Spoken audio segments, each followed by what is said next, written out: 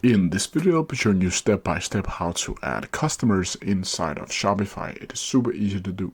So the first thing you need to do is open up the admin page on Shopify. Then from here, you need to go over to customers. Then from here, it should be looking something like this. Then you have the option to either add customer or import customer. And if I click import customer, you need to add the CSV file down here. But if you want to manually add a customer, you need to go up and add customer. Then from here, you need to add in a first name and a last name. You can add the language for the specific customer. You can add in the email address, the phone number, and whether or not the customer agreed to receive marketing emails or a customer agreed to receive SMS marketing text messages. Down here, you can also add the address for the specific customers.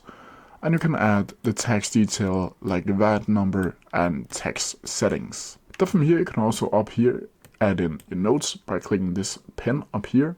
And you can add specific tags to easily find this specific customer right here. From here, you simply need to click save, and then your customer has been registered inside of your admin page shop. And that's how you do it. If you have any questions about it, please leave them down in the comment section below, and I'll try my best to answer them as quickly as possible. See ya!